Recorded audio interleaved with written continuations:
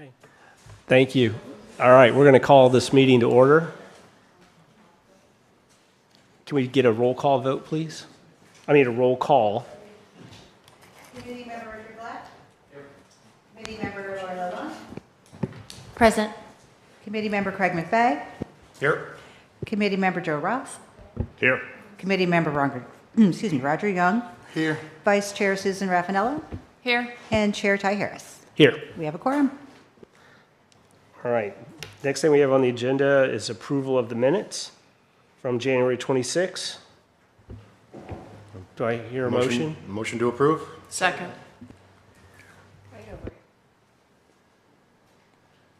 Marty, do you need a roll call vote on that as well, or can we just, Unanimous consent is fine. anybody against the approval of the minutes? Yeah. No. All right. We are now on item 4, items for discussion, but my understanding is that this agenda has been changed somewhat, and we're going to have a presentation on charters in general by a member of the Florida League of Cities.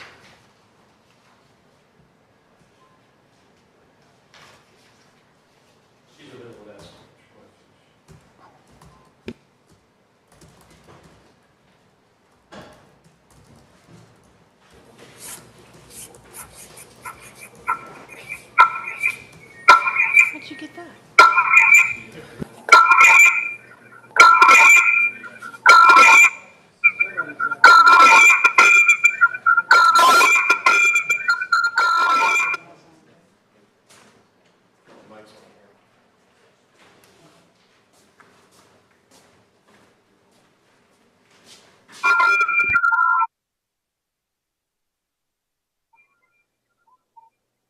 Good evening, Mr. Chairman and members of the committee.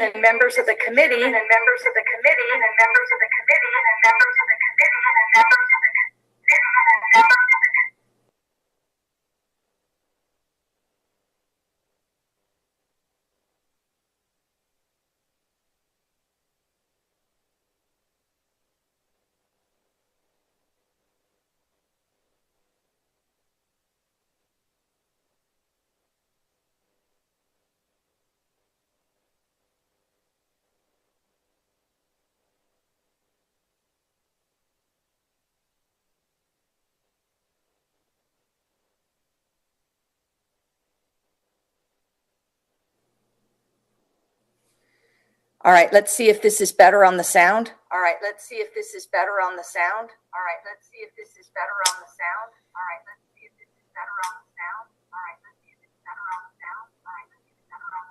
Frank, I only have the microphone on my computer, so I don't know where that's coming from.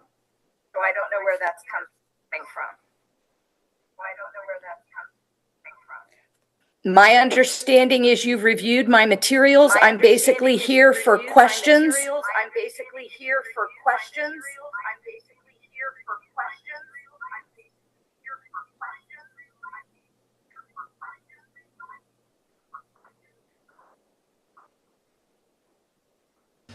Does anybody have a question?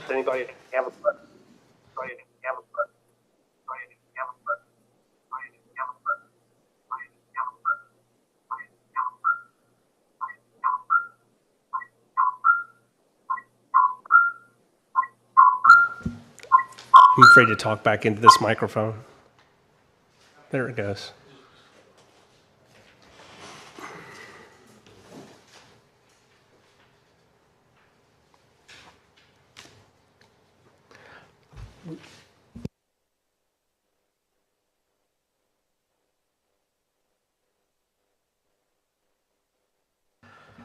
All right, at this point, we'd like to take public comment.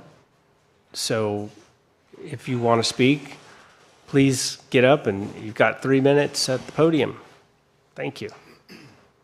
We didn't do speaker cards. We're a little less formal.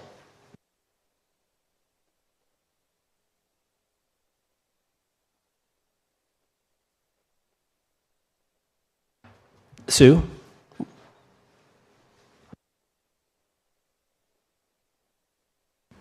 Sue Miller, Lower Matacumbe. I just have one comment.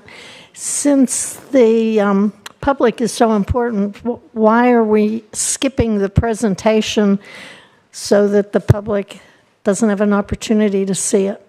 Thank you.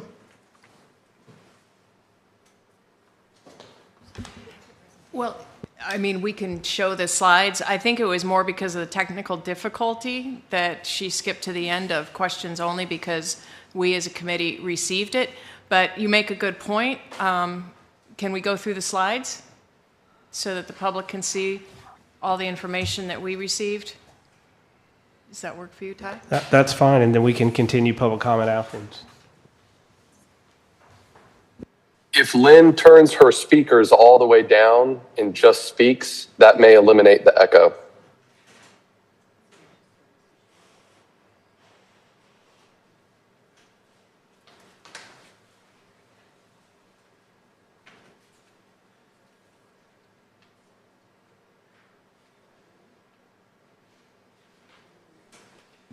Okay, so if we slow down, for those that are not watching the screen or can't properly see the screen on whatever device they may be listening in on tonight, and I'm not sure how many we have out there, I'm happy to go through and read the PowerPoint with apologies to Lynn because I don't know, probably a lot of the information she may have had ready in her mind as filler, and if she gets the technical difficulties worked out, I'm happy to be cut off at any time.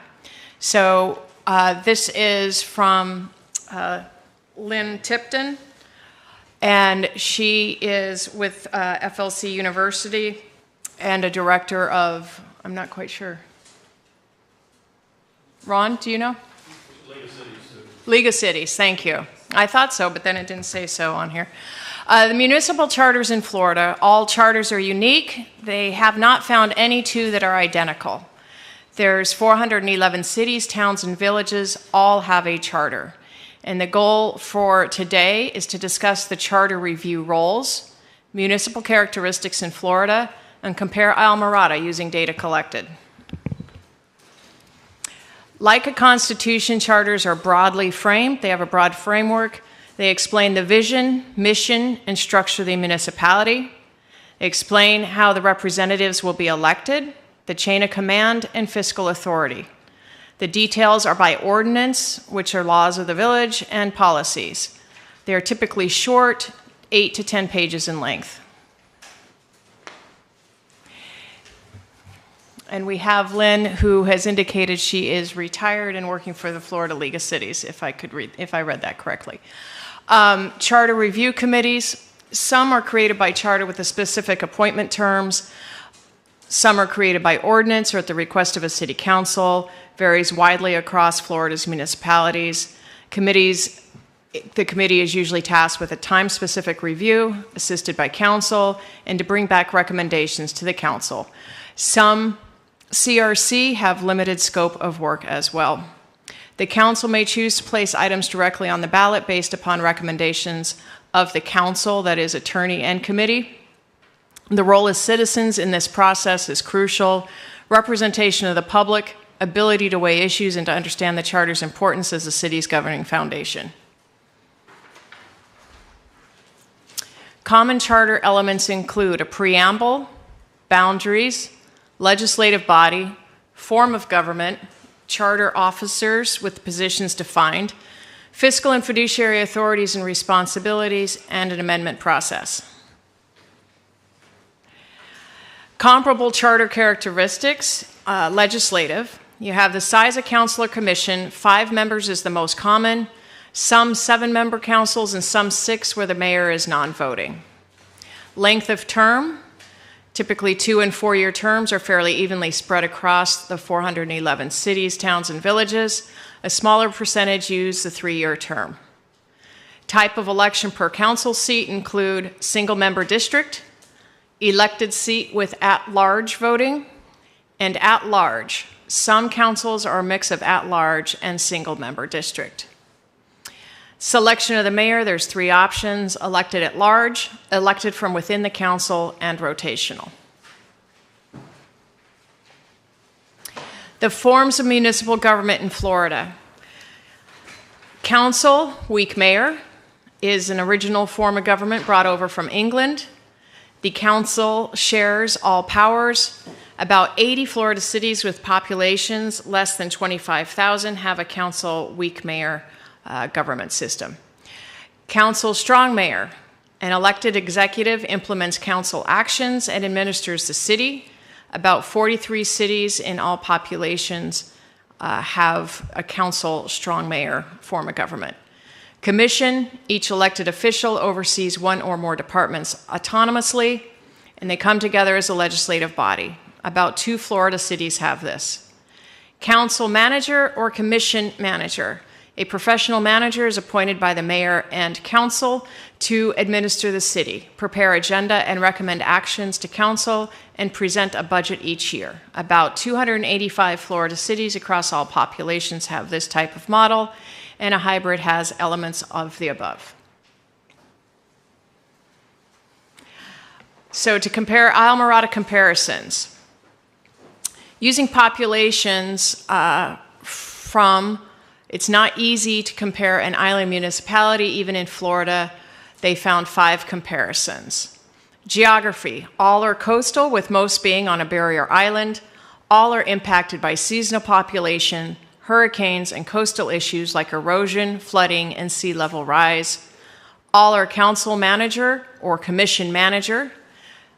None are council strong mayor. None are commission only, and none is council weak mayor. None are hybrid. Number of elected seats, including mayor, all 5 of the 5 comparisons, of which Islamorada is one of the 5, all have 5 council members. Should also compare the scope of services if any charter elements are compared more deeply.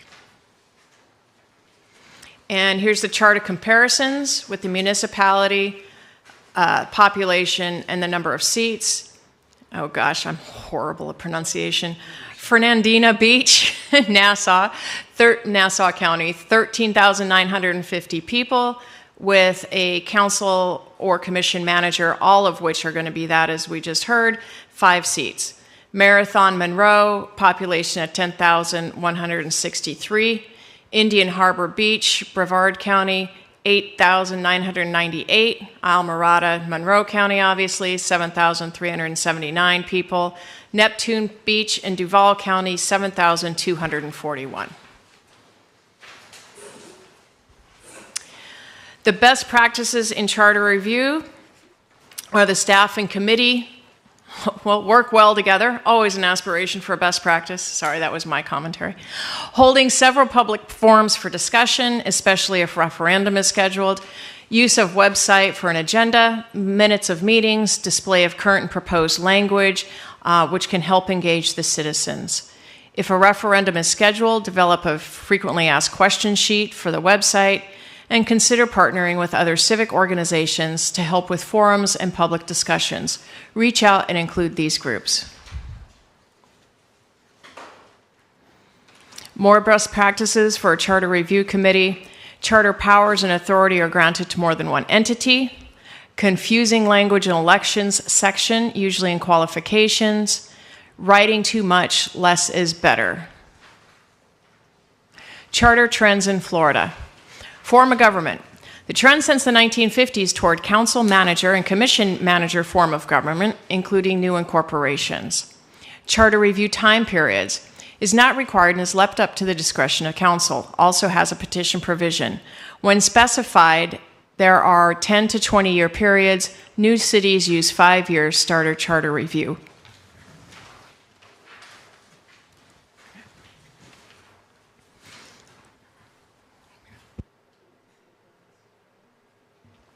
Are we able to get Lynn back on?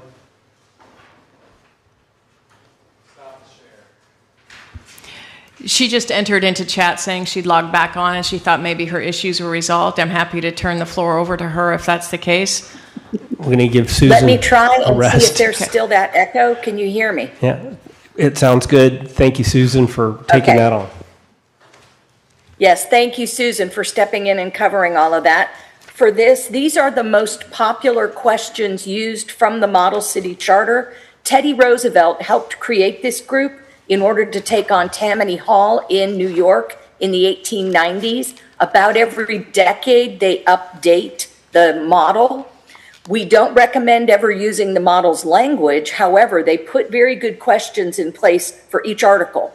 And so the questions you see posed here about being reflective of population, both residents and businesses, does the council have a good mix of people? Does the charter address responsible professionalism and do it adequately?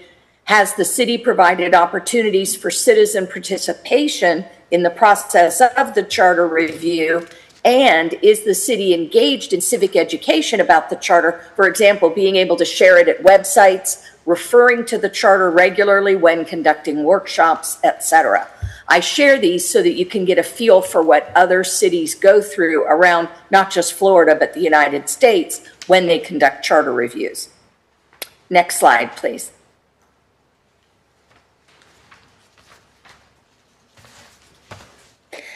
This is just a couple of websites that I share, the first being the Model City Charter.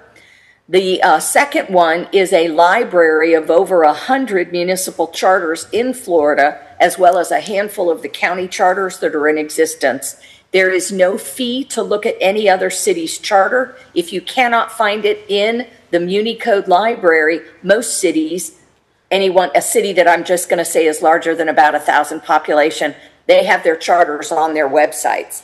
And then through the League's office in Tallahassee, we can provide peer city comparisons. At the slide, a couple slides back where you saw the list of other cities, Isla Mirada and Marathon and Key West are definitely island cities. It's not very easy to just reach out and find true comparisons that way. The ones I selected were similar in scope of work, and they are on barrier islands, if in fact not exactly island cities. So that's this slide. Next slide, please. And here we are at questions and discussion. And again, Susan, thank you for going through the earlier material. I would be glad to engage with anyone who's got a question about charters in general or the charter review process. So at this point, we have this opportunity for anybody in the public that has a question on the presentation or wants to ask Lynn, who is the resident expert on charters, any questions. And you can do so from the podium if you would like.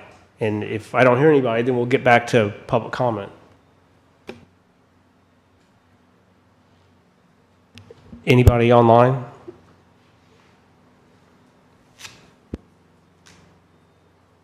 No, sir. We've got one. We've got a live one. My name is Pam Martin, Plantation Key, and I'd like to talk about, I guess this is time now for Chapter 5 and 8. The charter review with an eye on what's going on in Tallahassee, especially you as members looking about what they're talking to do about property taxes. And right now, basically the state of Florida is sucking up power from the villages, cities, and municipalities, and the feds are sucking it up from the states. So you've got the state with that property tax. They're going to be cutting a lot of the budget money out of what's going on. And Florida has its own Doge committee, which is kind of tisk a lot of villages, cities, and municipalities in the Keys. I would like to ask that we leave our election process alone. The voters have voted down all these changes that have been going on for, it seems like, every election recently. And I think mostly it's coming from the village commissioners themselves.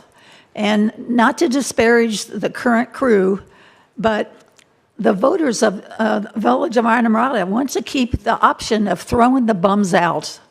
Okay, and until we see enough of the commissioners with enough of a repertoire of paying attention, learning government, You know, if you're going to run for office, watch the TV meetings. Read the land development regulations. You'll learn a lot just from that. Parliamentary procedure for dummies. On the political forums, we should be asking our candidates, what have you done to get to know how Islamorada government works and the role of a village commissioner? And I think that most of these changes are want to be done really for the village commissioner and themselves. And I'm going to say tough Twinkies, folks. You know, if you want to run for that job, learn and even though you're going to have maybe a rough learning process, that's part of the process of the jobs. And the voters in the village of Islamorada want that option, if we need to get somebody out that may say they're one kind of person, and as we watch the legislation going on, we find out they're a whole different kind of person. And also, during the races, there's usually one, sometimes two races that get the most attention. And what you would do if you did ranked voters, we'd get two losers. Okay, and all the village people who came out to vote for the winners would get screwed again by getting stuck with the losers. So of 4 commissioners, we could have the top 2 races, get the winners and the losers, and then whatever we get from the end. If you're a candidate, you're running for an office, pick a number, run, and if other people want to run against you, do that. We used to have where I paid a $250 deposit for the local party, and that would cover all of the party's candidates in the office. I went to do that again, and they knew nothing about it, and I had just shredded my old political records when the village was still in with my check and my signed letter. And also, I like the rotating the village mayor. I would like to see him paid a little bit more for that because there's a lot of expense in just even the gas money for the mayor. And I like the village manager. The members need more money, but Islamorada population voters is not going to vote for that.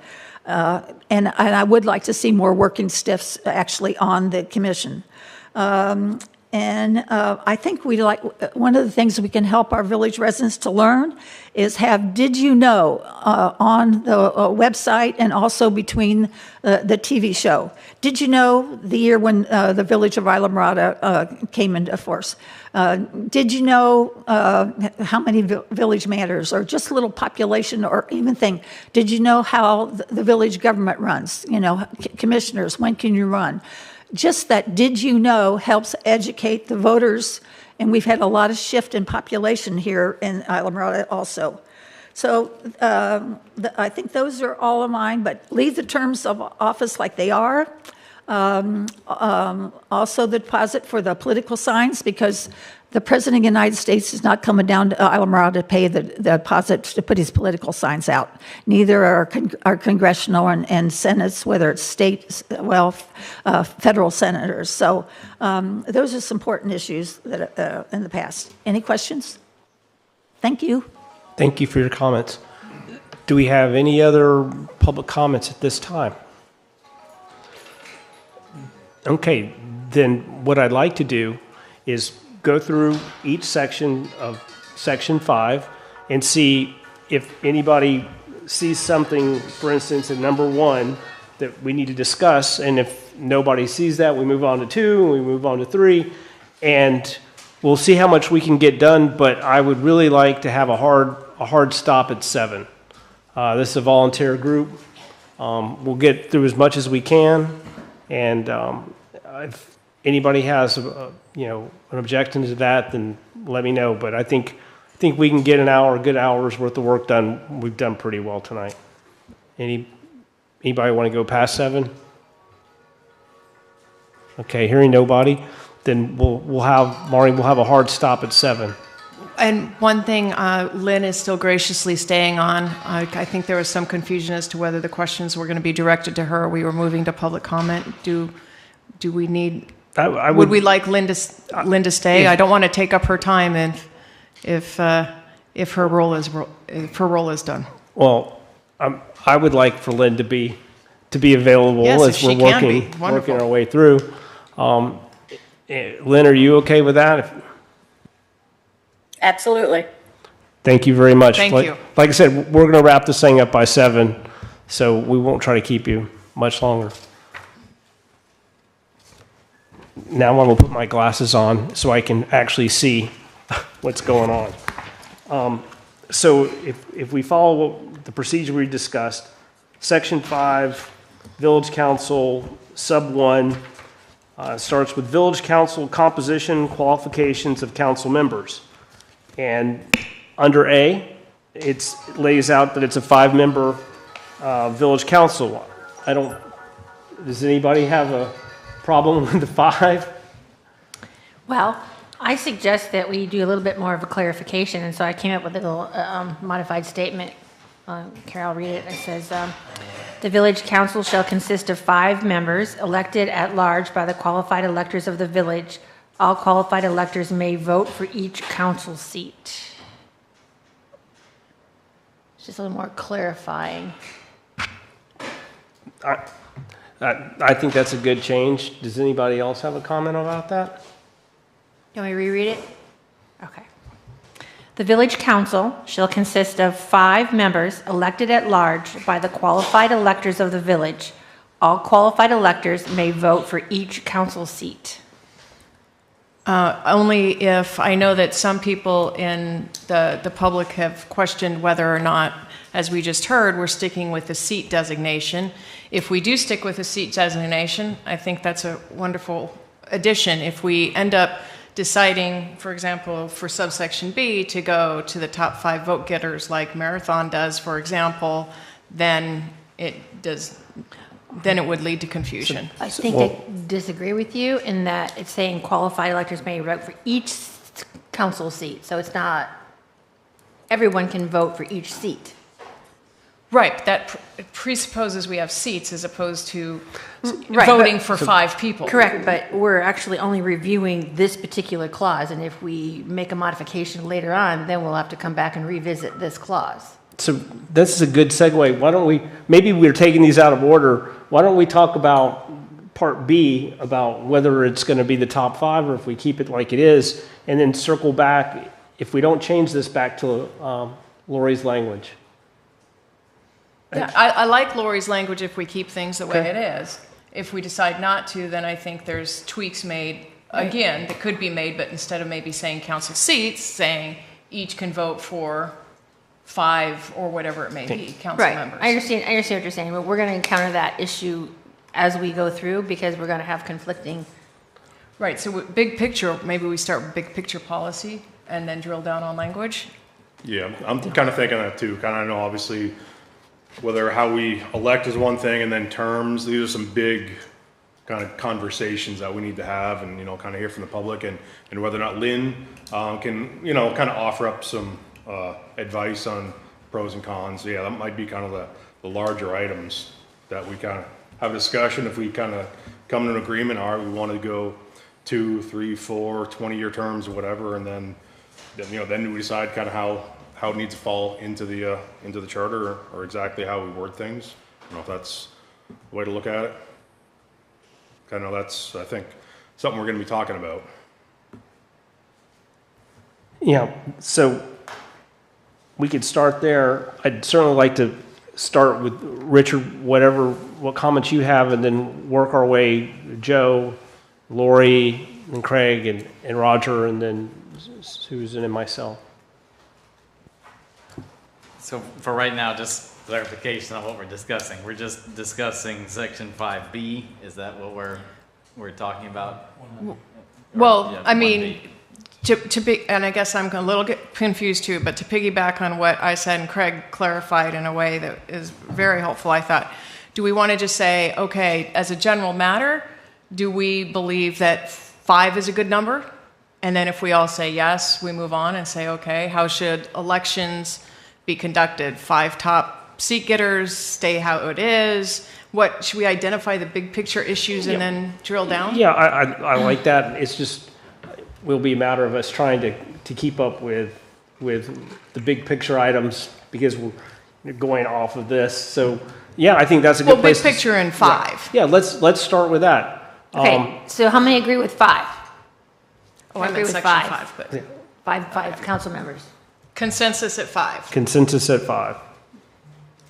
I don't really think we have the population to support 7 anyway. No, well, if you look, when we got the slide presentation, everybody that's our size, It's kind of 5. in the 5 It's 5. range, and same kind of form of government, so it seems to be working. So that's good. We've got one big picture 2, form of government. form of government. Okay. Sorry, I didn't mean to cut you off, Richard. no, Going I- back I- to you, a big picture item, which does kind of lend itself now to B. To be. So do we want to have a discussion about switching this to the top 5 vote getters, or is everybody fine with the council seats? I mean, personally, I don't like the idea of having the top 5 vote getters get elected. I think for our municipality, I mean, kind of stands out for some others because certain people are more popular than others. Whether they're qualified for the job or not, that's a question. So here, popular vote can really run a full election. Like, you could, if you had an idea or something that you wanted to get passed through village council, you could put the right 5 people up for vote and they all get elected because they're all popular. So I don't like the idea of just having, top 5 people get elected. I think we need to run for individual seats. If there wants to be 5 people running for that seat, great, whatever that is. But I disagree. Keep it the way it is. Yes. Joe? So I would just say, I would just, quite frankly, start with a question. What do the 5 seats mean? Does anybody here really know what the 5 seats mean? Do you have a definition for it? What's the reason for it?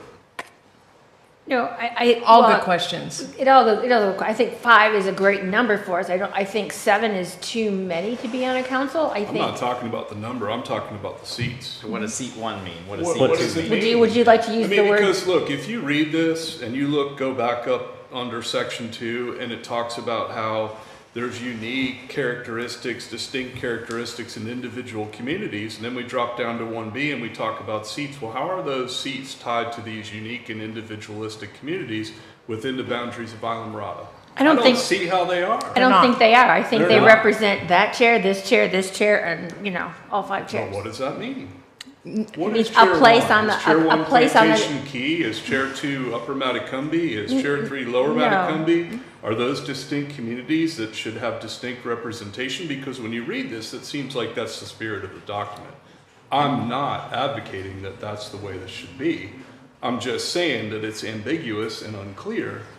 And to speak to your point about the top 5 vote getters, the way that I see it right now, I don't understand how I could qualify or say I'm running in seat 1 and then arbitrarily I don't like who's running in seat 1, or I feel I'm not going to compete with seat 1, so I'm just going to arbitrarily go to seat 2 or seat 3 or seat 4. And doesn't that seem like that's a disparity or incongruity with regards to how the election could take place and how it could play out? I just think that this whole seat thing is confusing, ambiguous, and means nothing in my mind because there's no definition of it. So I think you got to first start by saying, do we really even understand what we have? And then where do we go from there? So you're suggesting that a definition of the term seat needs to be clarified and defined? I just don't think that there's a definition of, I mean, I understand seat, but what does that correspond to? So in your mind, how do you visualize it? How would you define it? I don't, because I don't see the seat tied to a geographic zone. Well, I don't And think that agree. it- I don't think you can define. It's not tied to Other anything. municipalities do Correct. tie seats with. Correct. sites, and our community, I don't think is the right size. We have Most of them are at-large- 25,000 plus. Yeah, you- We have at-large voting with 5 different seats, and I'm sorry, I'm No. skipping over, but to address, Richard, your concern, I have the same concern, but the exact opposite, I guess, conclusion, which is you can put up, once you see who's running for which seat, if you want to get, 5 people in to control a council, let's say, for whatever agenda it may be, you wait, you see who put in on that seat, and then at the last day you come in and say, this is going to be the strongest opposition to our point, so we're going to put our strongest person against that person, and on down the line to ensure a sweep. Whereas with the 5 top vote getters, if you've got, it's seat 1 with 2 very strong candidates running against each other, one, and probably because they have different, viewpoints, only one is going to win instead of both of them getting in and then having representation of differing viewpoints on council, which I personally think leads to the best result most of the times. To have differing views hashed out and be able to be hashed out. I mean, I can see the point you were making, and I think it's a well-grounded thought process. I just view it as same concern with the exact opposite reaction as far as the seats. And what you describe happens most elections that we have. I mean, year after year. And I also agree with Joe that I don't think it makes sense to have seats when you have at-large elections, because those seats aren't tied to anything other than the order of the chairs, to Lori's point. Anyway. Okay. I do, I know this is a slight different topic in that, but it kind of ties in with all of this. If you change over and have a split election, it would eliminate some of that, the issues of... Not really. Well, I also have my concern with having not having seats or taking the top 5 vote getters is that I think as a particular candidate, you take into consideration, am I going to be concentrating on a campaign where I'm campaigning against one person, or am I campaigning against 4 others, right? Or even, That's a good even point. 10 others, right? That is going to really take a lot of consideration for a particular candidate to make a decision. Do I really want to put my name in the hat and go through this process if I have to campaign against 9 other people? Or is it better for me to select a specific seat and concentrate on who that particular opponent is, what our differences is, what our commonalities are? And this begs a related question that we should consider as we're discussing this. How do we get back to staggered seats? And do we even want to go back to staggered seats? Because I can tell you from a staff perspective, having been on staff for 3 years, when you have a new council, it takes a while to have a working relationship so that their priorities are not going to be the same as the priorities of the previous council. And so to have some continuity, having 2 or 3 existing council members makes it easier to transition for staff. Because when you get all 5 at the same time, it makes it incredibly difficult to divine what priorities have changed. And because we used to have a strategic plan that flowed from council to council to council, and there were items that were on a 10-year plan. And those items would sometimes go up in importance depending on the council, and sometimes they went down. Here's an example of one. Remember when we were talking about the Marauder Arts District? That was a hot topic in 2018 until we started talking about that you need to have a special taxing district to actually fund the type of improvements that you needed, and people heard taxing, and that kind of squashed it. So it actually came off the list. So from a staff point of view, when we're talking about seats, we're talking about the top 5. I really think we should also be talking about, is there a possible way to stagger this back to 3 and 2, so that we don't do that to staff again. That's my comment, and I'd like to hear from everybody, but I'd like to hear from this side of the table some too. Yeah, so I've got, obviously a lot of sort of same thoughts and concerns, everybody just talked about. The way I've been kind of looking at this is I kind of came up with sort of problems that I've been seeing, with the council and elections over the past however many years, and figure out what the concerns are, then how do we come up with solutions and, obviously make changes with what we're talking about. The one concern I have is the 100% turnover you just talked about. That is a problem for staff. It's a problem for the residents when every 2 years, like you said, they're moving along with something You know, Kate just got approved, and then new council comes in, it gets thrown in the garbage, staff changes direction. It's hard to keep, you know, I think it's really taxing on everybody. I think having a little more continuity, you know, having a new council, you know, try to, you know, kind of carry on, at least respect what past councils have, you know, agreed to do, I think makes a lot of sense. You know, the short terms affect continuity and stability. You know, I'm wondering if having the longer 4-year terms allows people, you know, to kind of get a little more comfortable, but then the staff, managers know that they're gonna have the same people for a little while longer. I call it electioneering. I don't know if that's the right term, but what, you know, Joe talked about the switching of seats, the last minute, the pulling out. You know, we've seen a lot of this in a lot of elections, you know, where people are making these, you know, I know it's a shell game, it's you know, it's politics, it's how it is, but if there's any changes we could make to try to limit that a little bit, it might also help us get some better candidates. Not that we don't have great candidates and great council right now, but if it's a less of a political game, maybe it'll help bring other people kind of out of the community who say, you know what, I want to do that. You know, I know we get some pretty nasty campaigns, you know, that can be run down here.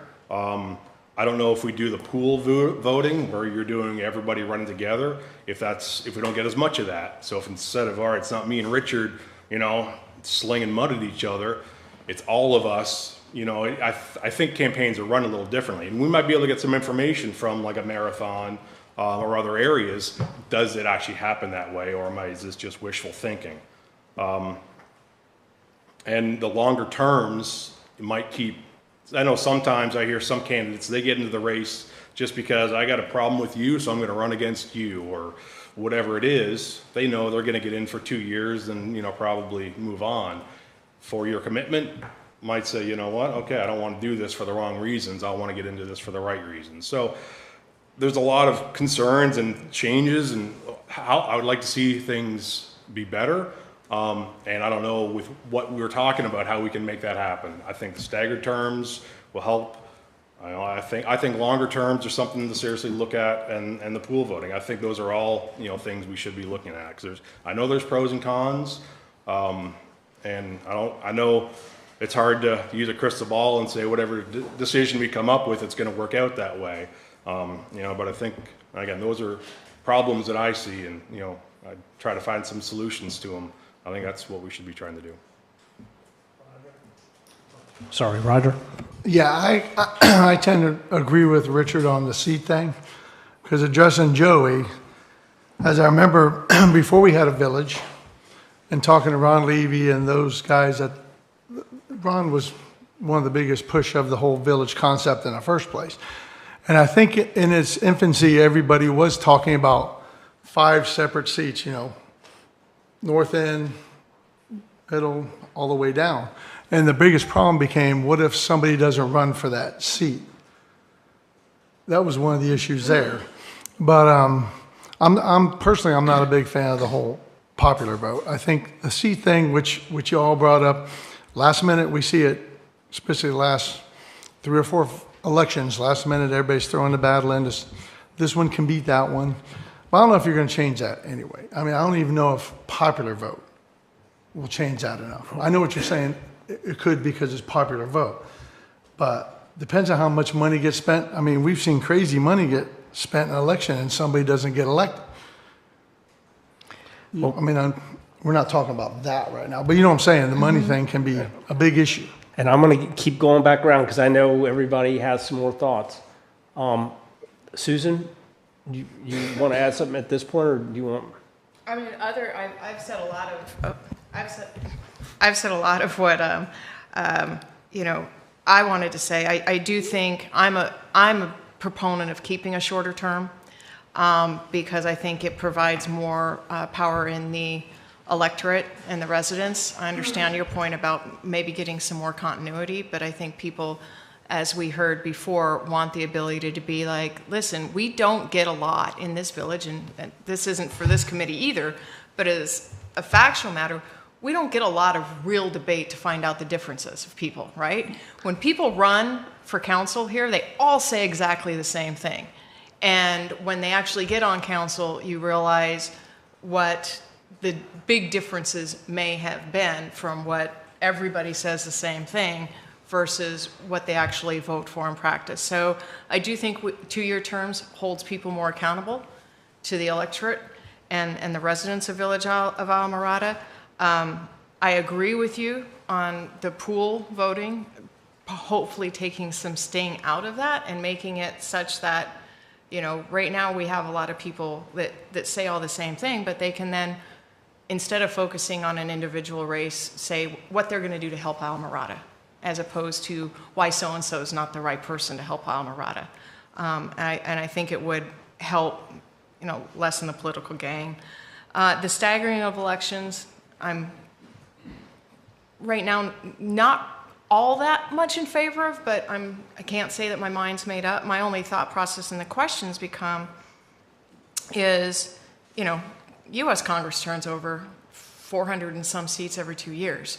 And it's rare that you don't obviously have one that is completely new. And I know that in recent history, we had one council that was completely new, but that's been rare for 20 years. Usually you do have some overlap because people get reelected or nobody runs against them, or for whatever reason you have some overlap built in. But it's possible you have an all-new council, and I don't necessarily think that's a bad thing for Alamorada. Although, again, I also don't really want to see election signs on staggered terms, which would mean, what if you did staggered terms, it would be every year you'd be having an election. And I'm just, that to me as a resident seems exhausting.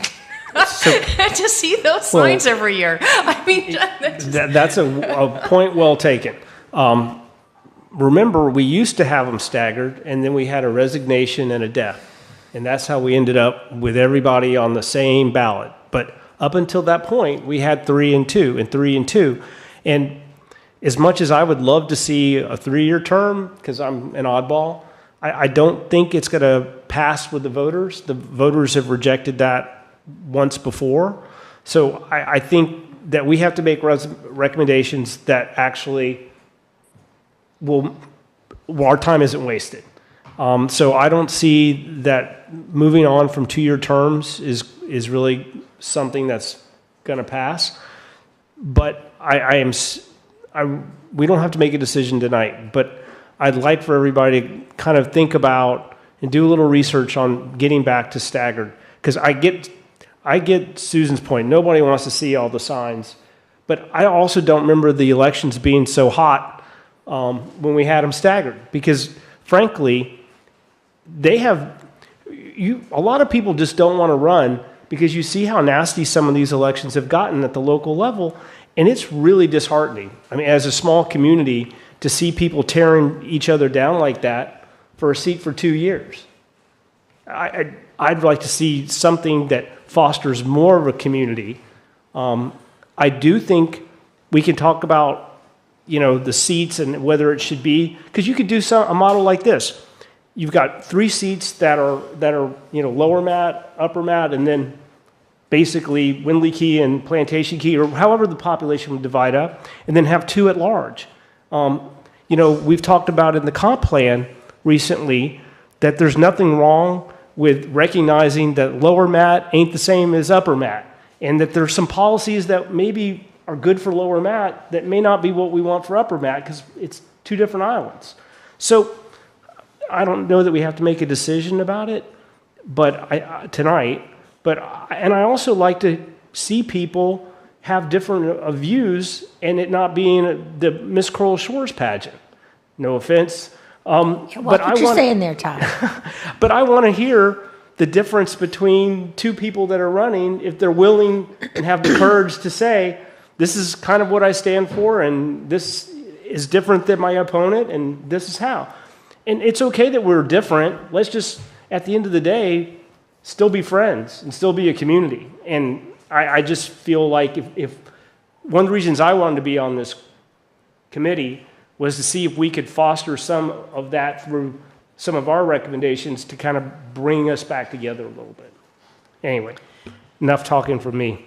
So maybe we could do a combination of things. I mean, I actually kind of like the idea of a 3-year term because I think that, especially for people who have never actually participated in maybe like the Land Planning Authority, or they've really been involved in any of these community committees, don't have a really great understanding. And sometimes they get elected and they're like a deer in headlights, right? And it takes them a while to come up to speed, right, with understanding the comp plan, which is very complicated. If you aren't working with it or haven't read it and spent some time in it, it can be very complicated to understand. And then there's other issues where, you know, history comes into play too, right? So when you remove everybody off the dais and replace it with a whole new set of 5 people, you lose a set of history. You lose some consistency. Currently, right now, we're lucky because we've got Deb on the dais, and she does have an extensive history of what has transpired in the village in the past. So she is actually a really great source of, hey, how did this come about? You know, why has this taken so long to move forward? Or why did it end up being dropped off, right? She's got that history. But possibly we could come up with a solution where we stagger the terms and we stagger the year. So basically, if we do 2, you serve for 2 years. If you're on one of the 3, it's a 3-year term. Maybe that's a combination. Right? Sorry, that's one way to get it staggered for the first jump. I don't know how we would be able to work it after, but that's the nice thing about being up here. We're kind of spitballing ideas, and they're all thoughtful, and they all have some merit. It's just a matter of kind of trying to pick the best course for the village. And you know, the good thing about all this, we don't have to make the final decision. We just make recommendations, and the village council will figure out whether these are good recommendations or not. Does Lynn want to jump in here? Mr. Chairman, I just had 2 points I thought would help. There are roughly 2,270 council and mayor seats across the state of Florida, 700 turnover every year. Some of that is term limits. Some of that is people who either pass away in office or resign. The rest of them do not get reelected through the electoral process. The vast majority, though, and I'm going to say 90%, it is staggered seats for the very reasons you all have discussed. And I know I didn't get to cover that when we were going through the earlier slides. So I just wanted to offer that up as food for thought. If you want to move towards staggered, it would mean giving people in this current council longer lengths to their terms for a one-time deal until their seat would come up again. I'm also going to say the main pro for 3 years is it helps financially because you're always in the year that you are in fiscally, you are in the year that you are auditing the prior year, and you're in the year for which you are planning. That's 3 fiscal years in play all at one time for a city council. In a 2-year term, nobody ever finishes the 3-year cycle. In a 4-year term, they do even more of that. That's how most people discuss the pros and cons. However, you all have mentioned what you think the voters will or will not tolerate. I am not endorsing any one of those. I just want you to know that that's some food for thought about a 3-year term and about how you would get to a staggered process. I'll finish by just saying a mixed council that would be 3 at-large seats or 3 district seats, what you mentioned, lower and upper and middle key, and then 2 at large. There are cities that have had tremendous success by blending a council that way. One of the 2 at large seats can be a directly elected mayor, or you continue to do the mayor in a rotating fashion among the 5 seats. I just wanted to cover those points. Thank you. Lynn, could you explain a little bit more about the 3-year cycle? I've seen some confused looks, and honestly, I'm not sure I understand completely the 3-year cycle of how that fits into a budgetary process. In a fiscal year, which is October 1 to September 30, your city council worked on the budget, or the council in place had to have a budget adopted with public hearings in August and September, and then the brand new fiscal year starts in October. Within a month, everybody begins their audits, and the audit team comes in and audits the prior year. For a council to review a prior year, if they've not been in place, it's kind of like reading the minutes to a committee and you never went to any of the meetings. You don't really know the context of a lot of what you read. It's just a report. You're also then, in the following spring, going to begin the third of these jobs, which is the budget for the year ahead. By state law in Florida, we budget in 1-year increments, even if you plan in longer increments. But by law, your budget has to be 10/1 to 9/30 every year. So having adopted it, you then audit the year before, and then within a few months, less than 6, you start the plan process for the brand new budget. Juggling 3 fiscal years at one time is kind of the mindset. Am I looking at an audit? Am I looking at the current budget? Or am I looking at the budget for the year that is yet to come? So that's the juggling of the 3 fiscal years at one time. See, I'm glad we didn't let you go, because that was really informative, and I wasn't really aware of that 3-year cycle like that, and I'm pretty sure I'm not the only one that wasn't aware of how that works. So thank you very much for that. And it really kind of explains what happened this year during the budgeting cycle. When you think about it, we had a whole new dais, and they were, tossed this budget that they had to figure out where they were and how they were going to handle it. And were there some mistakes made? Maybe. Well, I guess every time we talk about it, we go a little bit further down the rabbit hole as far as there's some merit to the 3-year term, but would the voters accept it? Would they understand that very well presented 3-year budget cycle as a reason why you would want that continuity in a 3-year cycle versus 2, even though I kind of like Susan's point that, with a 2-year cycle, you can, excuse my language, throw the bastards out.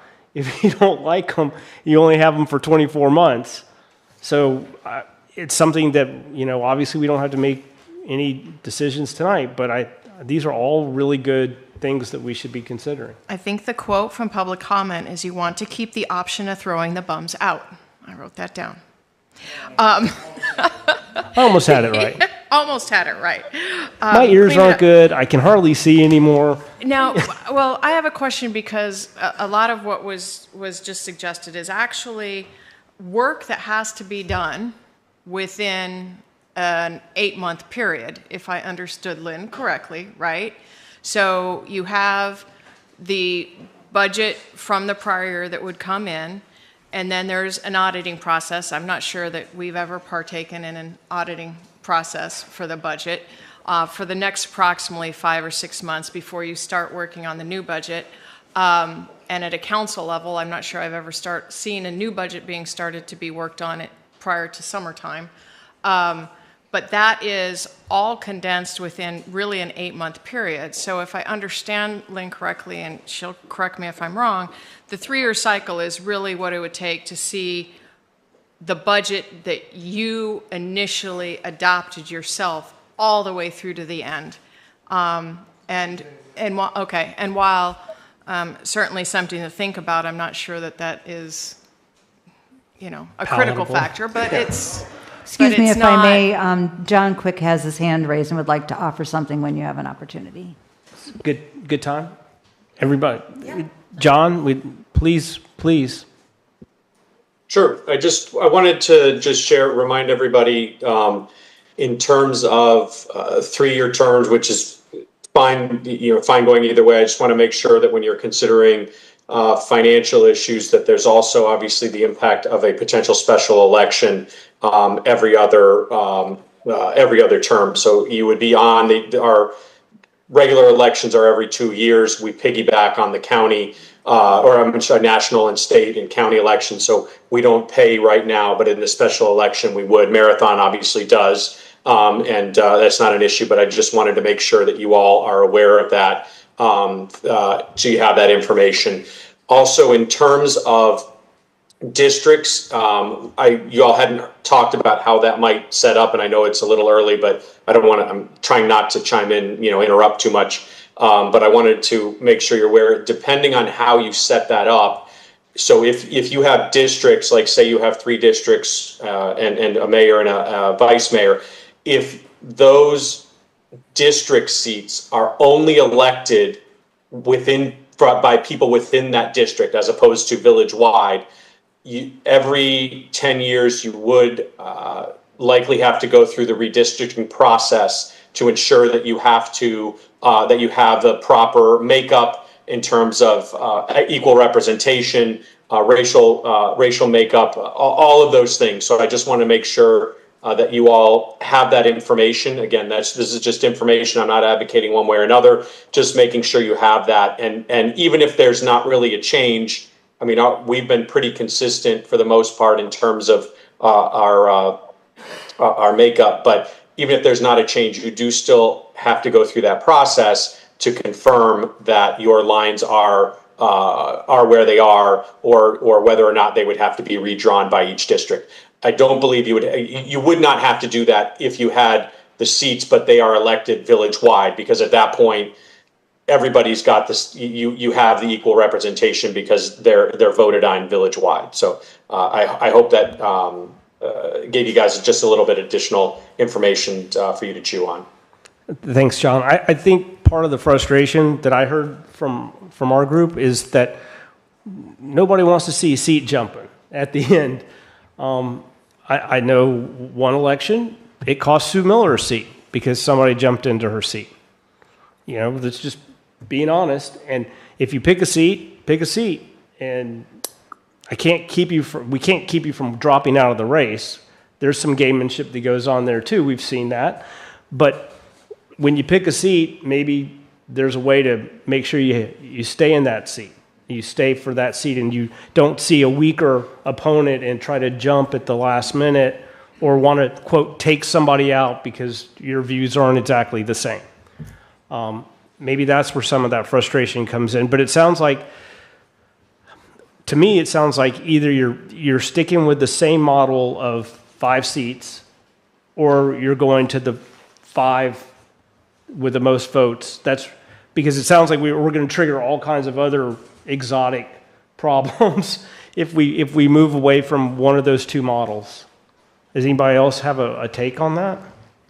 I agree with you, and quite frankly, population-wise, Plantation Key is the most largely populated island out of the 3, and I'm actually kind of wondering, like, how many candidates have we had from the Lower Metacombe area in past elections? Probably not nearly as many as from the Plantation Key Henry, area. Sue, David Webb. I'm just saying in comparison to the Plantation Key. Yeah. Is there any way of, I know probably nobody here will know, how much it costs to have an off-year election? I don't know, John, if you have an answer. The staff information said between, I think, 31 and 35,000 or somewhere in that Correct, range. that's what Marathon Okay. budgets for theirs. Okay, thank you. Richard? I think less is more. Try to keep this somewhat simple. We've definitely gone down many different routes here, but my personal thing is keep it 2 years and alternate seats. City of Pinecrest, they jumped back into alternation, so there's like a full breakdown of how they did that. It's a great model that we could follow to get back into that alternation of seats. And, I think that would just be the smartest way without spending money and rezoning and or redistricting, all that stuff. Just keep it simple. So that's my 2 cents for that. Joe?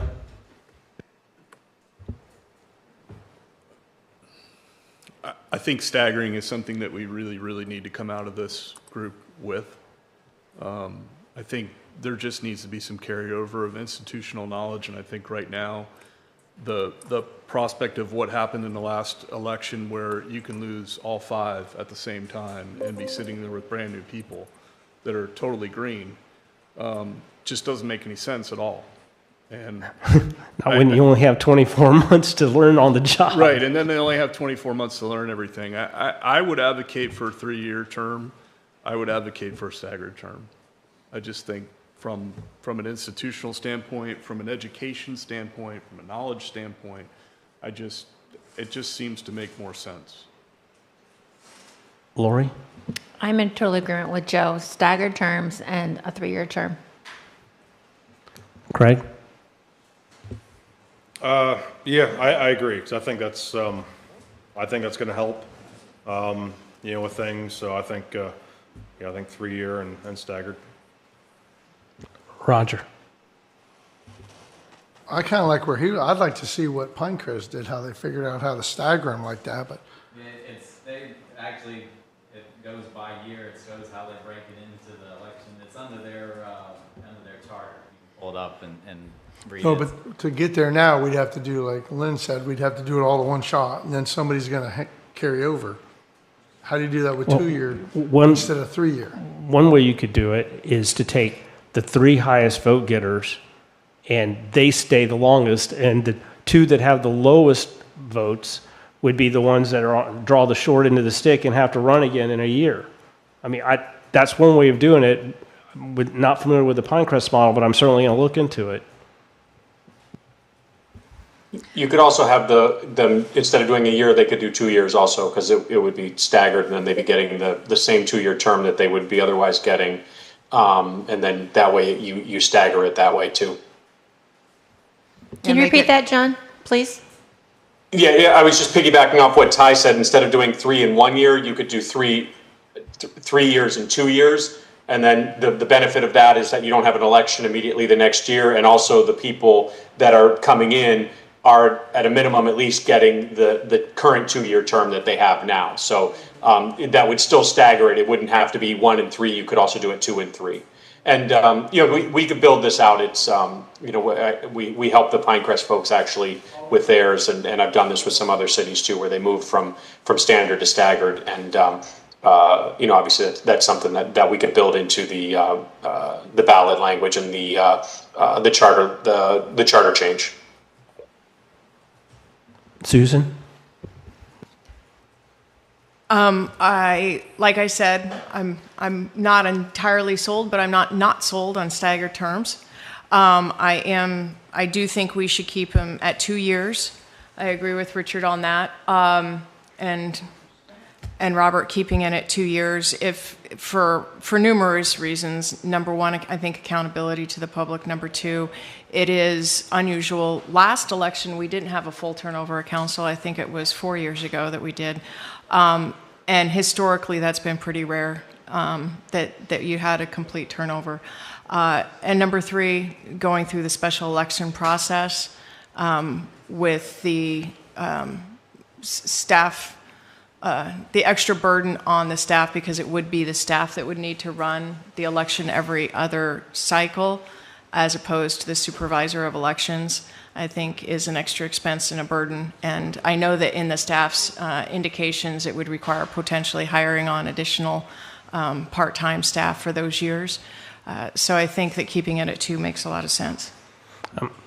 I could live with 2 and I could live with 3 because I like the idea of accountability going through an entire budget cycle as it was explained. And having been on staff and watching how hard it is to get new folks up to speed, because almost everybody that sits on our village council has another job. So they're not, their time with staff is very limited and their time with the manager is very limited. I like the staggered. Whatever we decide about the 2 or the 3, I can live with, but I really feel that for continuity, I agree with Joe that we should get back to staggered like we were. Well, I think we have a majority there with the staggered. I don't know if we need to necessarily take a vote, but does anybody have an objection to a recommendation to village council that staggered would be the preferred option?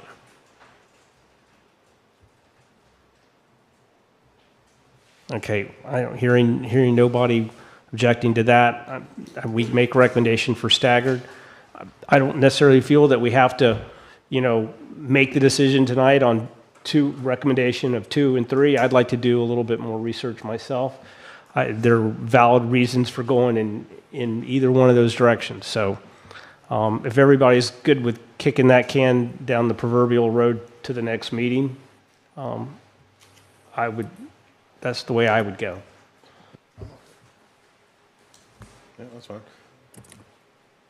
So what kind of information would you want to get prior to the next meeting with regards to us being able to make a decision about terms? I would like to.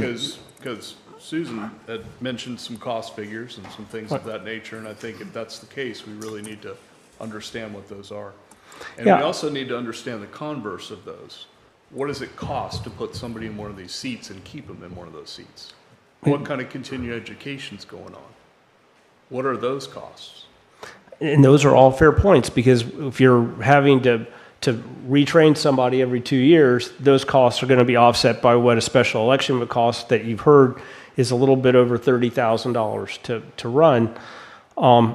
I would like to talk to somebody like Lynn a little bit more and get a little bit more feedback from, her experiences with different governments and what seems to have worked and what hasn't. I'm just looking at it from, it would be nice to, if you're staff, to be able to work with somebody a little bit longer. And I think we'd see a little bit more get done up here.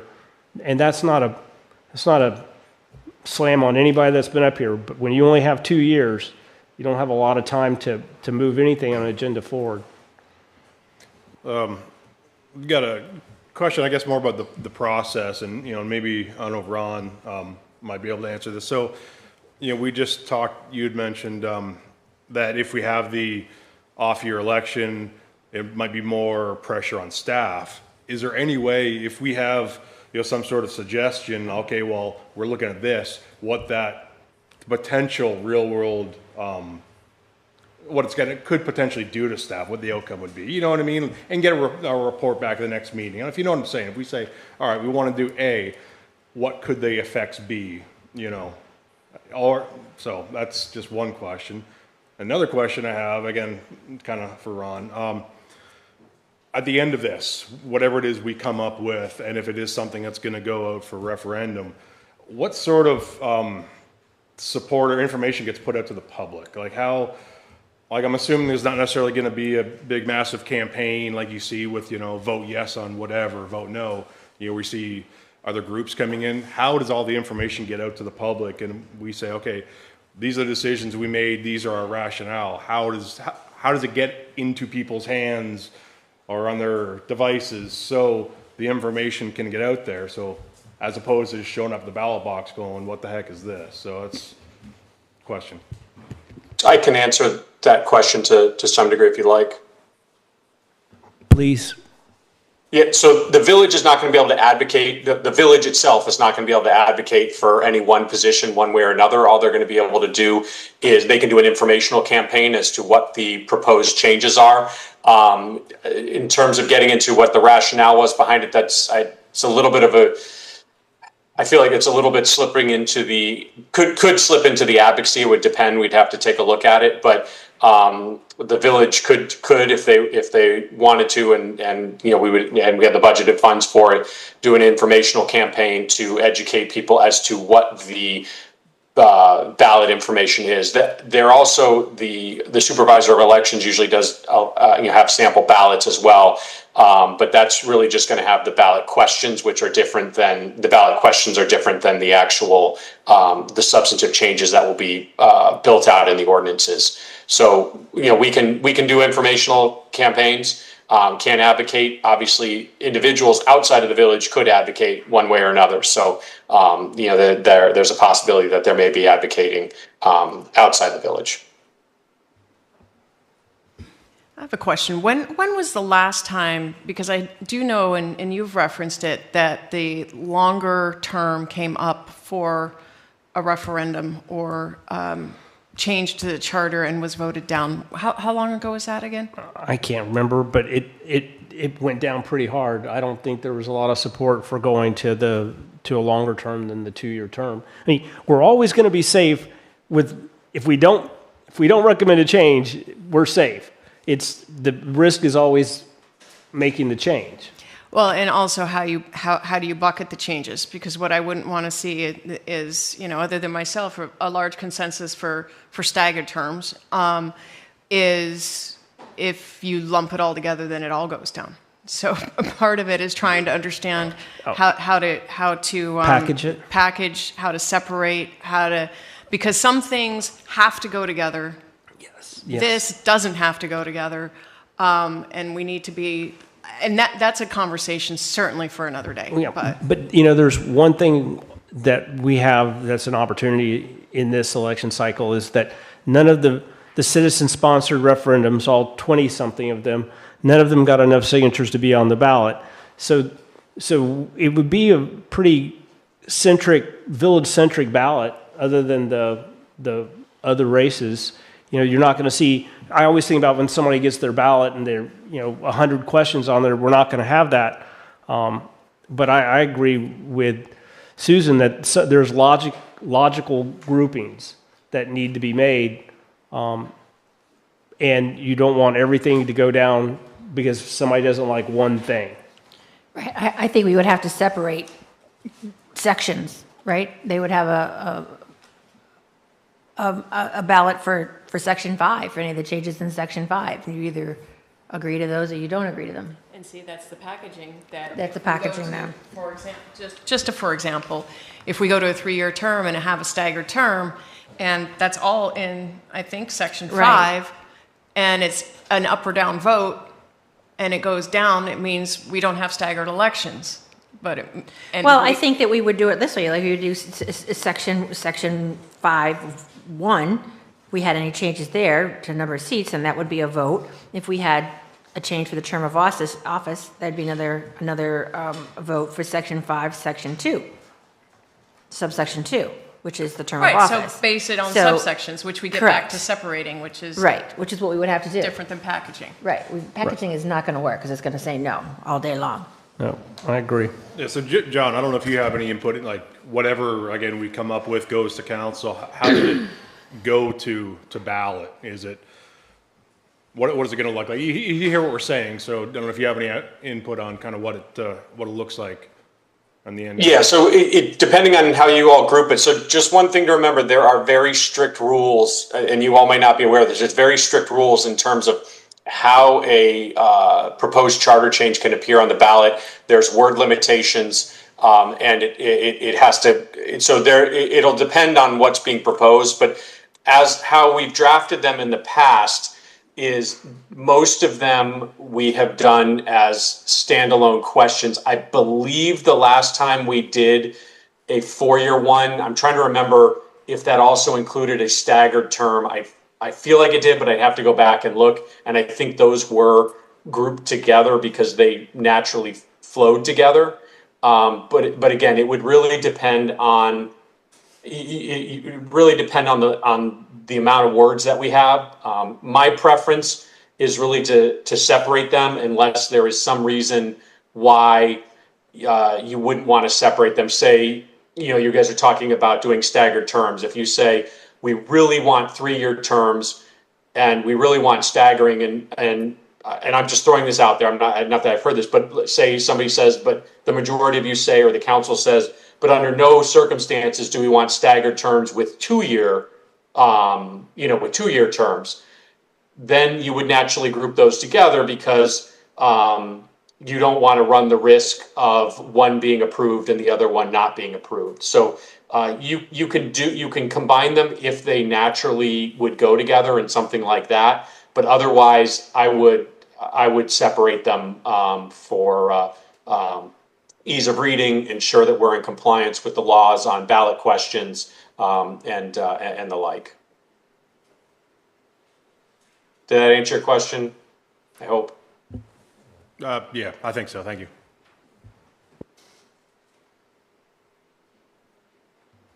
Are we tackling another big issue? I see it's 6:50. Or deferring. It's up to you. Listen, what do you all want to do? Do you want to start another big issue with 10 minutes to go, or do you want to call it 10 minutes early? I guess I kind of have a question for John. So, John, I can understand where we would need to take this to a vote if we were going to change term limits or seat limits. If we're just making a modification or a clarification to some of the language, would that also require a vote from the electoral? Yeah, any change would have to be approved by the electorate. Okay. I mean, it's not like a Scribner's issue. I mean, this is a change that, even if it's just a clarification, or you feel like you're strengthening something, it's still added substantive language. It would need to be go to the Okay, and so then I think that it would be pretty important for us to know what the word limitation is for us for these changes, because we wouldn't want to go over. Well, the actual language of what you're changing, like the actual language in the charter is not, you're not limited. So if you want to put in a whole new section and it's really lengthy, that's not the issue. It's really incumbent on me as the village attorney to draft it. It's the ballot question and the ballot summary. Those are the things that have the word limit. So if you all want to, like I said, you put something on that's 5 words, no problem. If you put something on that's 250 words that's being added to the charter, I need to condense that down into, if my recollection is correct, I think it's 15 words for the ballot question and 75 word summary. So what you're proposing is not a big deal. It's really on me and what's going to be on the ballot. All right, thank you for the clarification. And while you're on the hot, I was going to ask. Okay. While you're on the hot seat, John, we have been having some question about the resolution because the resolution itself does not reflect that this committee was to have a facilitator, but I knew I had heard that being discussed, and so I did go back and review, because it was odd for me to pull something like that out of thin air, because it's not something I would have thought about on my own. I went back and reviewed the village council meeting where on Tuesday, where you had phrased the motion, and then there was about 10 minutes of discussion, but about an hour 38 into it, you said that this resolution only passed subject to 2 things, one being a review such as the League of Florida Cities, and the other being a facilitator that may or may not be a local facilitator and hopefully a volunteer facilitator. That part, of course, was not in the motion, but the motion and this entire resolution in our body was subject to those things. I just want to make sure that we're complying with the 5-0 vote of the council in our meetings and being, procedurally legitimate as we work through the substance as well. Yeah, I think you all are fine now. That was brought to my attention this afternoon, and what I had suggested to the village manager, to Ron, was that we bring this up with the council tomorrow to get clarification, since it didn't make it into the resolution. That way we can confirm and get that taken care of whichever way they want to go. But since it wasn't in there, I suggested let's deal with it tomorrow, since we have a council meeting anyway, and then we can get that taken care of for you all, whichever way the council wants to go. But I do recall that same conversation. I remember it as well, yes. Yeah, and so my concern, I don't know why it didn't make it into the resolution, given the clarity. Obviously, the council always has the ability to amend their resolutions however they wish, so I'm glad that they're going to address it tomorrow. But that struck me as something that was a hotly debated topic, and I just want to make sure that we are complying with the direction of the village council. So I appreciate you bringing it up to them tomorrow. And by the way, Susan, I didn't know there was a time I wasn't on the hot seat. So. Fair enough. Well, I'd like to thank everybody for participating tonight. We made some progress. We've got a couple things to think about before, I'm assuming next Monday, same time, same bat channel? Okay, and we'll wait with bated breath to see what the village council does tomorrow with our facilitator. Thank you all for coming. Next Monday's President's Day, so sorry about that. So it'll be 2 weeks. It'll be, darn it. What's the group's pleasure as far as meeting Meeting dates. Well, we're on a short timetable, Yeah. very short timetable, so What about Tuesday, the 17th, just not Monday, the 16th? Yeah, I'm good. Wait, I thought that was the Chinese New Year, Year of the Horse, on the 17th, okay? So Ash Wednesday. we have On Ash Wednesday. Yeah. I'm fine Tuesday. I could make Wednesday works. If anybody has I will make Wednesday work.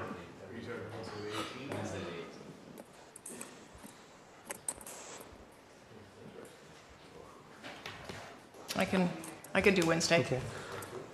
Is everybody good for Marnie? Wednesday, the 18th at 5:30 again? Sure.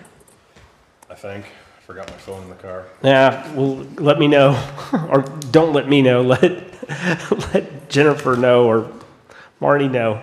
Marnie.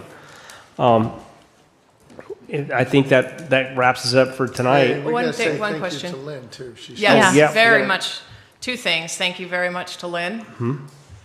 And the second thing is, we've made some progress on 5 and 8. Obviously, we're not done with 5 and 8 yet, but do we want to tack something else on, or just keep next week at 5 and 8 so the public knows? No, I think we need to keep 5 and 8, finish it. I know you think I'm a Right. glutton for I mean, punishment, but that- but I think we need to finish up 5 and 8, and I can see that going a whole nother meeting. Okay. But at least we've kind of framed the issues. I just didn't want to be precluded if all of a sudden we come in here in a half an hour, we get 5 and 8 done, not moving on to the next thing to try to shorten things. That was my only If we concern. get that done, we're going to happy hour. You're buying. Okay, I'll buy that. Okay. Thank you, everybody. Fair enough.